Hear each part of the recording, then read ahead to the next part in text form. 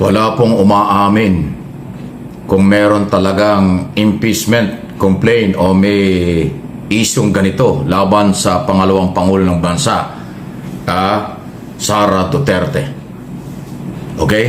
Ito po ay nangyayari ngayon matapos po na maging si Vice President Inday Sara doon sa kanyang press conference, sinasabing meron din siyang impormante sa loob ng Kongreso dahil may mga kaibigan pa rin siya na kakampi na di umano may umiikot daw na impeachment. Pero ito pong ating mga kongresista, yung mga bago at mga dati na, wala pong sinasabing impeachment.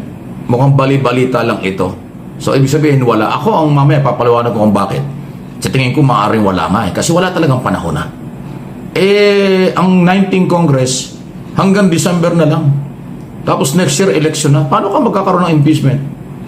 Di ba? Yung impeachment po hindi ganun kadali yan. Matagal na proseso yan. Sa public hearing pa lang sa Committee on Justice, matagal po yan. Maliban lang kung madaliin. Pero ang Senado, siyempre, busy na yan. Pagkatapos ng October, kakampanya na yung mga senador. Paano magiging impeachment? Paano gagawing impeachment? So medyo malabo dun. Anyway, so ang aking pananaw yan. So pakinggan nyo itong mga pahayag ng ibang mga mambabatas dito sa regular na press conference niyan sa mababang kapulungan ng Kongreso. Crystal ball dati na wala naman pong ganun na balita. Pero siguro, i-identify na lang niya yung mga friends niya na nagsabi para yung mga friends niya ang magsabi kung tama po yung mga nakukuha nilang informasyon mula sa grapevine. But dito po sa House of Representatives, wala naman pong ganun na napag-uusapan. Ayan. Sino susunod? Marami, ayan, si Congressman Karin. Oras na ito, matagal na ito sa Congress. at araw na ginugugol ko dito sa Kongreso ay hindi ko narinig yun. Ganun kasi talaga ang public service eh. Meron kang mga kaibigan na totoong kaibigan, pero meron ka namang kaibigan na gusto nilang may action. Sometimes itong mga action na ito makes them more important. Kaya ito yung mga bagay na dapat worry yung ating Vice President.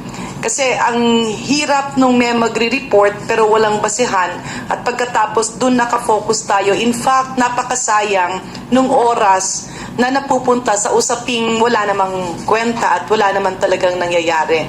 Again, I haven't heard talks of an impeachment. Hindi ko rin siya nakita dun sa ating mga kasamahan.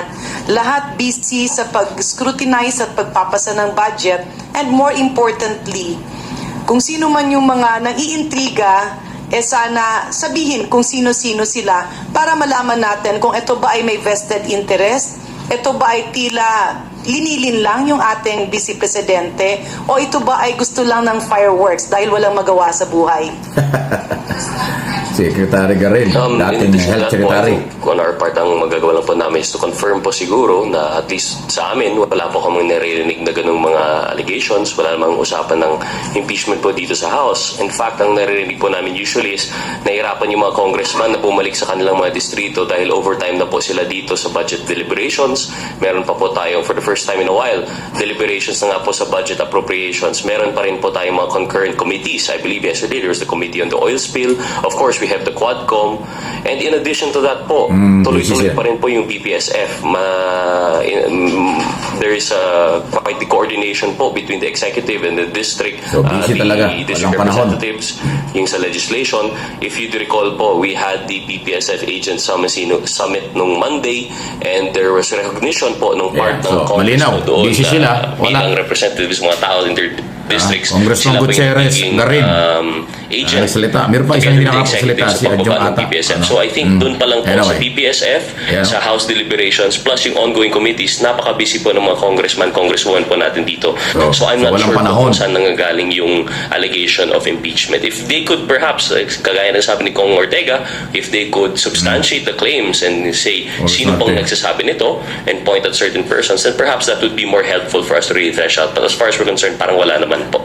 Ayan, so wala. Malinaw na wala. Meron po kasabihan na one word is enough for a wise man. Ilang beses na po itong nasabi Ang na Congressman galing sa Mindanao. katotohanan yan.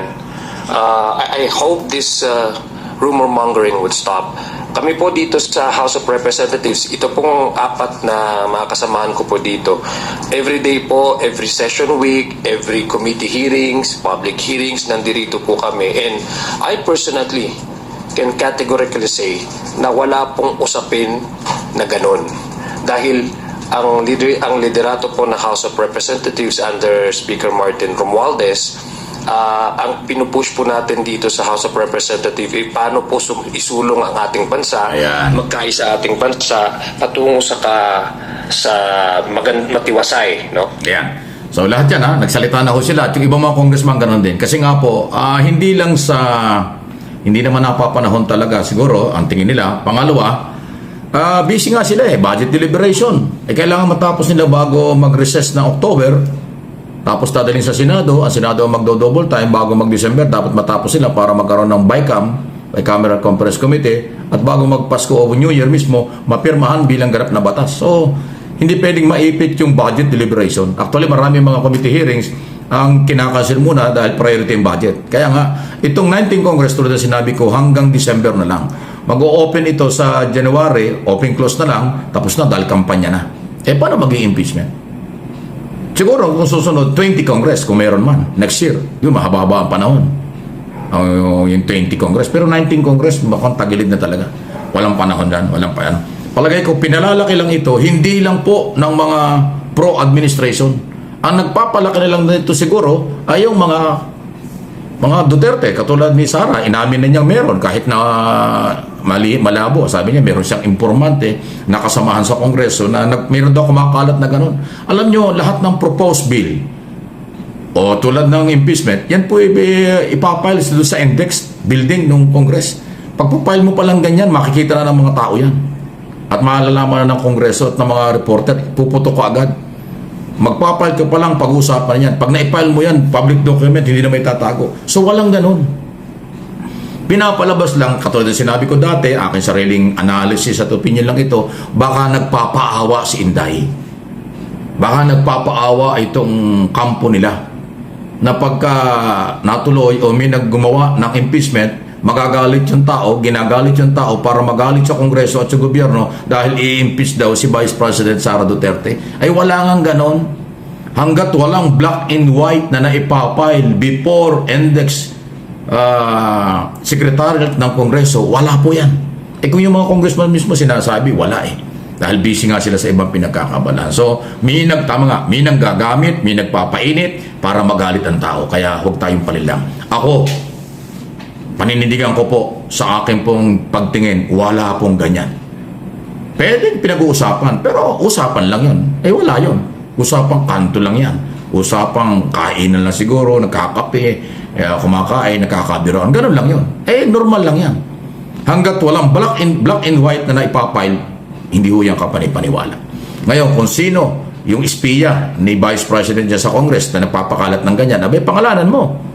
Kasi ginagalit niyo yung taong bayan para magalit sa Kongreso at magalit sa ating administrasyon. Kasi pag ito ay merong ganyan, ay magagalit yung mga supporters ng mga Duterte, magagalit sa gobyerno. O, di ba? Madadamay na naman si Pangulong Marcos na wala namang kinalaman. Anyway, kaya ingat po tayo sa mga propaganda. Yung mga paawa effect, drama effect, mga drama, paawa, para makakuha ng sympathy, makakuha ng suporta. Maingat po tayo dyan. Ako, hindi po ako magpapabaya. Anytime na may malaman ako na totoo yan, kaagad-agad sasabihin ko sa inyo, kayong aking mga viewers, followers, supporters, kasi sa inyo ako naglilingkod bilang mamamayang Pilipino. Pero sa ngayon, naniniwala ako ito, propaganda lang. Naniniwala ako ito, gusto lang nilang galitin ang taong bayan para magalit sa ating gobyerno. Yun. Kaya iwas tayo. Ingat po tayo. Sasabihin ko ang totoo kapag meron na. Sa ngayon, wala. Wala pa. Wala yan. Baka sa susunod na taon, pwede pa. Pero ngayon, wala ng panahon.